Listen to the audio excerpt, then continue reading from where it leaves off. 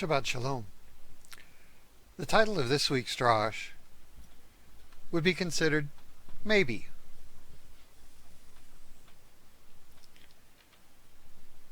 This drash focuses on the topic, how do we respond to those with authority over an aspect of our life, even if that exercise is not appropriate? This came to the fore in the following verse from this week's Parsha in Aliyah. It's Genesis 39, verses 19 and 20. Now when his master heard the words of his wife, which she spoke to him, saying, This is what your slave did to me, his anger burned. So Joseph's master took him and put him into the jail, the place where the king's prisoners were confined, and he was there in the jail. Before we continue, let's pray. Avinu, our Father, again we thank you. We thank you for your word. We thank you for those things that you would teach us. We thank you, Father, for those topics which might be a little difficult to understand. And so I ask, Father, that you would grant to us clarity of understanding, even in the midst of the words I would speak. That you would teach us by your Spirit those things that are true. That you would have mercy on us. We ask, Father, in Yeshua's name. Amen.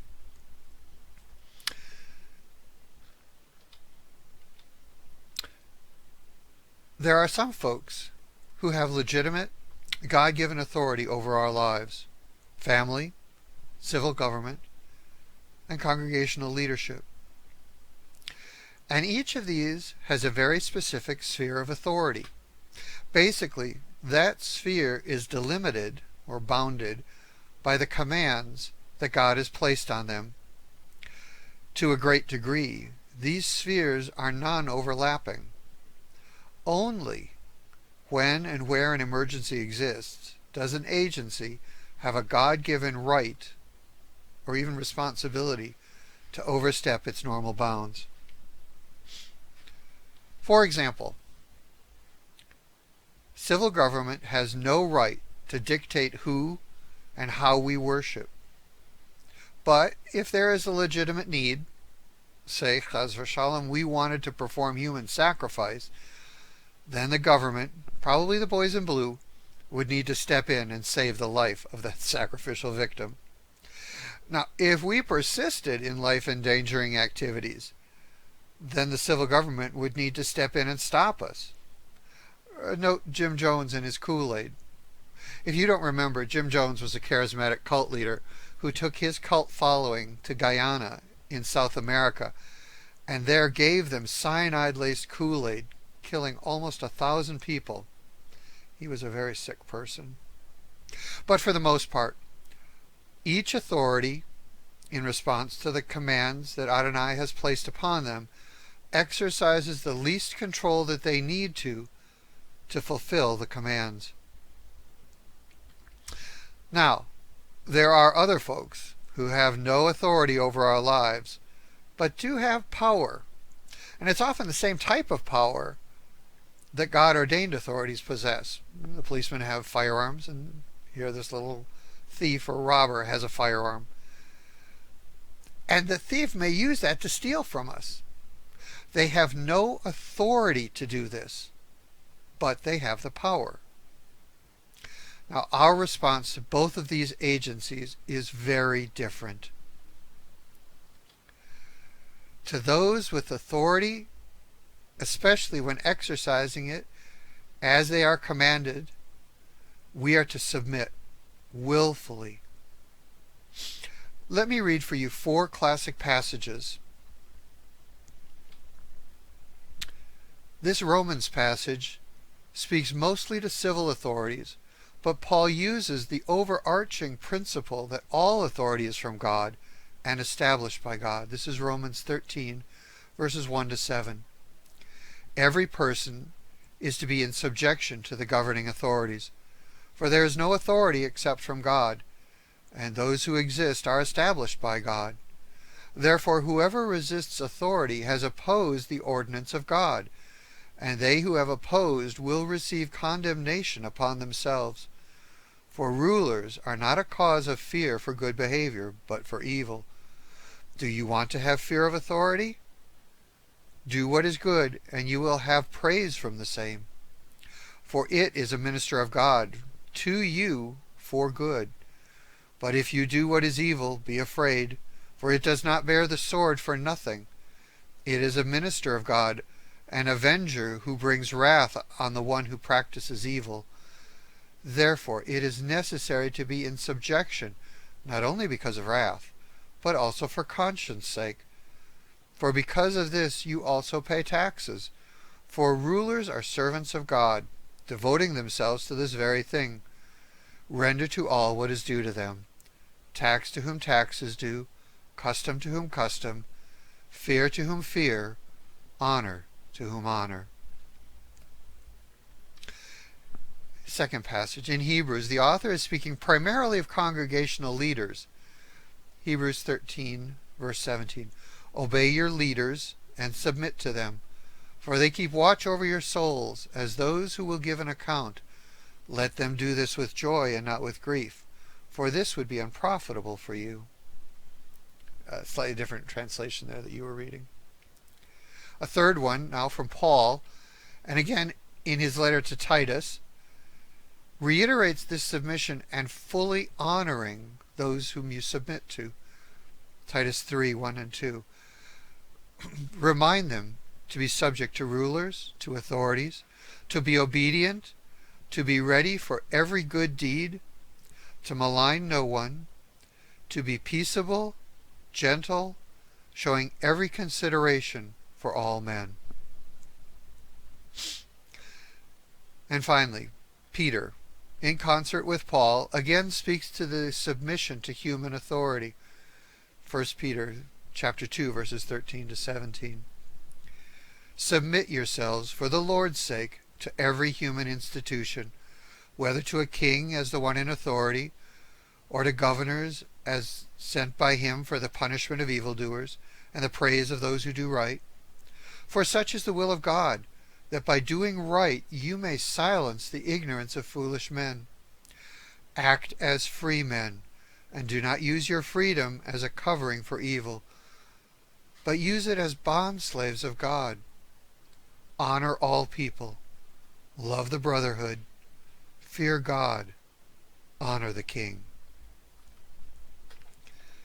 In each of these passages, submission to authority is an act of faith, a trust in Adonai, who is the one who established all authority.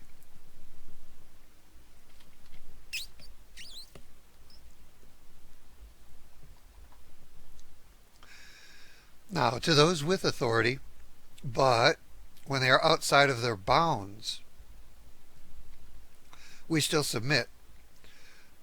But it's a little different. We allow ourselves to suffer if we must disobey. So let's consider a few more passages. Yeshua taught regarding his death that he was going to suffer many things at the hands of those who had authority over his body. This is Matthew 16, verse 21. From that time, Yeshua began to show his disciples that he must go to Jerusalem and suffer many things from the elders and chief priests and scribes, and be killed and be raised on the third day. They had authority over his body, and he willingly went. Luke records in the book of Acts that Peter and John suffered under those who had authority over them, and they were willing to suffer because they felt they needed to obey Adonai, even if that meant they were disobeying the authority. And this is in chapter 4, verses 18 to 21. And when they had summoned them, they commanded them not to speak or teach at all in the name of Yeshua. But Peter and John answered and said to them, Whether it is right in the sight of God to give heed to you rather than to God, you be the judge. For we cannot stop speaking about what we have seen and heard. When they had threatened them further, they let them go, finding no basis to punish them on account of the people, because they were all glorifying God for what had happened.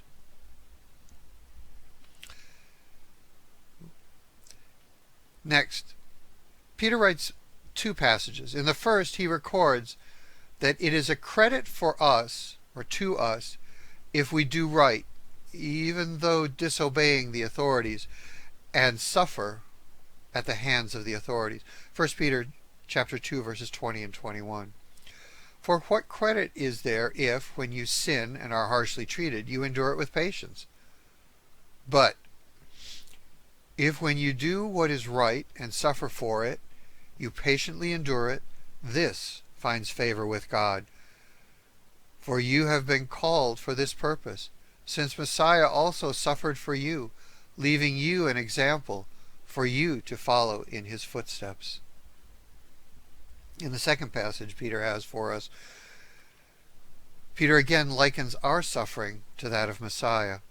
This is 1 Peter 3, verses 13 to 18. Who is there to harm you if you prove zealous for what is good? But even if you should suffer for the sake of righteousness, you are blessed. And do not fear their intimidation, and do not be troubled, but sanctify Messiah as Lord in your hearts, always being ready to make a defense to everyone who asks you to give an account for the hope that is in you, yet with gentleness and reverence, and keep a good conscience, so that in the thing in which you are slandered, those who revile your good behavior in Messiah will be put to shame. For it is better, if God should will it so, that you suffer for doing what is right, rather than for doing what is wrong. For Messiah also died for sins once for all, for the just and for the unjust, so that he might bring us to God, having been put to death in the flesh, but made alive in the Spirit. Now, in Judaism, there is a principle that preserving a life overrides all other commands. But there are 3 exceptions, 3 acts that are not allowed, even to save a life, even when there's suffering. And they are not allowed, we are not allowed to commit idolatry, adultery, or murder. Spoken in a positive way, we need to do whatever is required to preserve the 3, life, marital fidelity, and covenantal fidelity. I would note that there is a striking correlation between these 3 and the 10 words. Consider this. Listed on the left there are an abbreviated of the 10 words. You can go look them up if you want. I am, God is the I am, and we are to have no other God. That speaks to idolatry. We cannot be idolatrous and have another God. We are not to have an idol or image. Again, that speaks to idolatry. We are to honor the name. We are to be remain faithful and have fidelity to the covenant by honoring his name, by not taking it in vain. Remembering the Sabbath or observing the Sabbath. Again, that's an integral part of what the covenant is about. And to violate the Sabbath is in effect an idolatry. We are to honor our parents. Now this one, it appears, just my observation, to cross all 3. For if we dishonor our parents, it is as if we are dishonoring God, and that would be idolatry. Dishonoring parents is as if it was adultery, because you are the result of their marital fidelity, and you dishonor them, you are in effect addressing an issue of adultery. And that dishonor in effect murders their reputation and their place, their honor. So it in effect, like it crosses all 3. The next command, not to commit murder, obviously, that one's easy. It's don't murder. No adultery. Okay, got it. That's the one about adultery. No theft is an akin. You can go into many places here. I saw it more as murder, because you could take from someone that which sustains their very life. No false witness. Again, if you were to testify falsely against a person and they were put to death because of it, that would be as murder. And again, no coveting. It refers to many things, but specifically in there, coveting another man's wife, and that would be adultery. So there is a real close connection between these three prohibitions, idolatry, adultery, and murder, and the 10 words. These are very scripturally based. Finally, then to those outside authority but who have power, remember the thief? These are those who do not have authority from Adonai. He has not told them to do this. This is not an authority either in government or in the congregation or in family that comes from Adonai. Yet, they have a power to force or coerce us. These are bad guys. These would be like the likes of mobs or crime lords or even an assailant. The question we have, given our previous submission to authority, is how do we respond to them? Do we willingly submit as if they were a proper authority acting properly? Do we submit and suffer as if they were a proper authority acting outside the bounds? Do we resist since they do not have a proper authority even in the least? What is our response? How do we respond to these bad guys? First off, we have no obligation to submit. So I'd like to consider 2 cases here. The first, the Torah speaks about a thief found breaking in during the night. This is Exodus 22, verses 2 and 3. If a thief is caught while breaking in and is struck so that he dies, there is no blood guiltiness on his account. But if the sun has risen on him, there will be blood guiltiness on his account. He will surely make restitution. If he owns nothing, then he shall be sold for his theft. If the thief is caught at night breaking in and stealing and is killed, you resist him to the point that you kill him, the homeowner is not guilty of murder. Resisting that thief, even to the point of death, the Torah accepts this as something that is okay. Not perhaps the best, perhaps better to build a safer house, but point being, someone who is outside authority, you do not have to submit to them. Next. This is a very sad story. It's a very troubling story, that of Amnon and Tamar. We have a case where a man who has power but no authority rapes his sister and then ostracizes her. It is a very disturbing story and ends with the man being killed by his brother, and then there are continuing troubles throughout the family. This specific one is recorded in 2 Samuel 13, and for the sake of the younger ones, I'd rather not relate the story, but only note that power without authority is very dangerous and leads too often to death and destruction. In the end, we do not need to submit to power without authority, but we do need to exercise wisdom. Our resistance, if it endangers our life or the life of one who we are to care for, may be inappropriate. We simply need to be careful.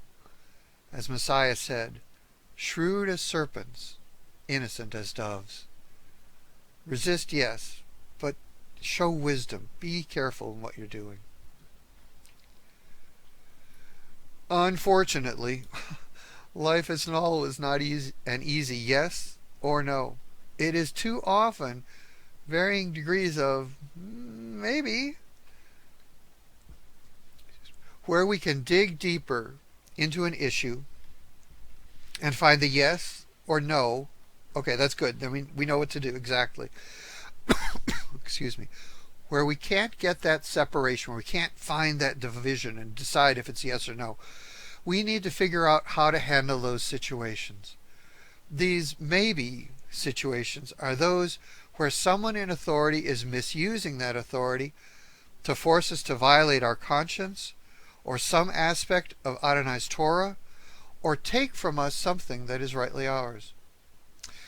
So let me suggest that we look at the patriarchs, Abraham, Yitzchak, and Yaakov, and Joseph, he's our topic for today, to see what we can learn. So to begin, Abraham. Abraham lived in the land of Canaan. He was promised by Adonai to receive the land both for a possession and for an inheritance. But his actual ownership remained elusive. When his beloved wife Sarah died, Abraham had no place to bury her. Abraham went to the people among whom he lived and asked to purchase a burial plot. The owner makes a socially appropriate offer to give, but actually is expecting a sale. Now Abraham asked for a burial plot and is coerced into purchasing the plot and an entire field, and that at an exorbitant price. This was no gift, it was extortion. But Abraham complies so that he can bury his beloved wife. He submits to the extortion. But in the last, Adonai turned it around, and we have today in Hebron the burial place of Machpelah, burial testimony of Abraham and Sarah, Yitzchak and Rivka, Yaakov and Leah. God took it and turned it around. Now Yitzchak. Yitzchak also lived in the land of Canaan. While living among the Philistines, Yitzchak's men reopened the wells that Abraham had dug. Twice the Philistines came and stole the wells. Each time Yitzchak let them and moved on. The third time Yitzchak reopened a well of his father. The Philistines left Yitzchak alone. In the end, Adonai established Yitzchak in the land and blessed Yitzchak, and everybody knew it. Yaakov. Yaakov has had a difficult life. He has had trouble with a contentious brother and is forced to flee his homeland, ostensibly to find a wife. In the land of Padan Aram, in the city of Haran, in the house of Bethuel and Lavan, Yaakov finds a place to dwell. He falls in love with a beautiful maiden, Rachel. Lavan agrees to the marriage for the bride price of 7 years' labor. Yaakov agrees, and the years pass. At the wedding, Lavan deceives Yaakov and gives him Leah. Yaakov, distraught, yet keeps faith with Leah, but he pursues Rachel. He must now serve another 7 years as the bride price for Rachel. At the end of this time, Yaakov has wives and children, but no possessions. Lavan agrees to let Yaakov have the poorer sheep and goats that are kidded as his wages. But then 10 times he changes the deal, all of them, each time to cheat Yaakov. Through all this, Yaakov remains faithful and upright. Even when accused by Lavan, Lavan comes up on Yaakov as Yaakov and his family are fleeing. In the end, we have the 12 tribes of Israel, wealthy and established, back in the land of Canaan. And Yosef. Now we come full circle to Yosef and this week's incident. Bit of background. Joseph's half-brothers kidnapped Joseph and sold him into slavery. They sent him off to a distant land with no hope of surviving, let alone returning home. The Midianite and Ishmaelite traders who purchased Joseph under illegitimate terms then take Joseph to Egypt and sell him, again under questionable legality, to Potiphar. Yet Joseph remains faithful to Adonai, and Adonai guards over Joseph and blesses him with wisdom and great success. Finally, the incident we read about at the beginning, an attempted seduction, false accusations, false imprisonment. In the end, Joseph is elevated to viceroy of Egypt. He orchestrates the salvation of his people, sees his father, and honors him in righteous burial in the land of promise. And finally, his bones are returned with the sons of Israel to remain awaiting the coming of the Messiah. Each of these men faced those in authority who misused their authority, and they faced others who were without authority but had power over their life. Though difficult, their faithful response left Adonai open to bring about the desire he had for their life.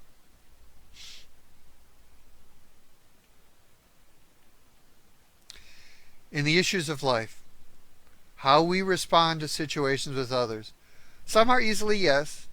We submit to rightly exercised authority. Some are easily no, where someone without authority but with power comes against us. Then we resist them.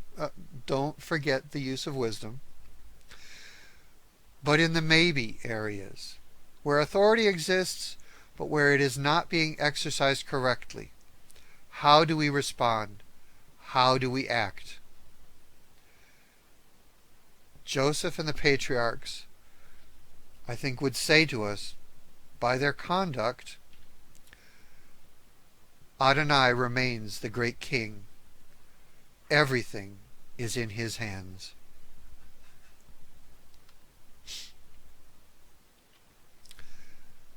We must remain faithful to him, to what he is doing in our life.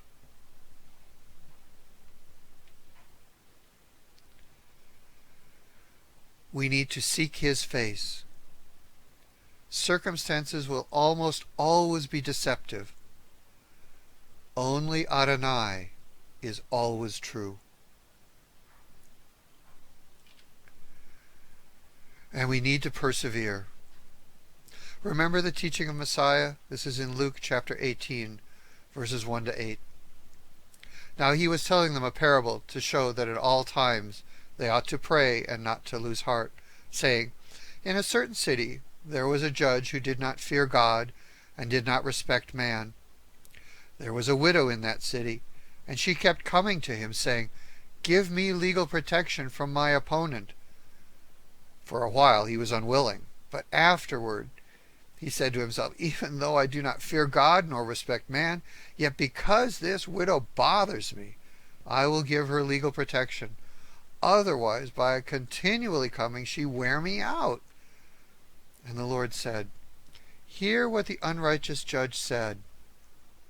Now, will not God bring about justice for his elect, who cry out to him day and night? And will he delay long over them? I tell you that he will bring about justice for them quickly. However, when the Son of Man comes, will he find faith on the earth? Shabbat Shalom.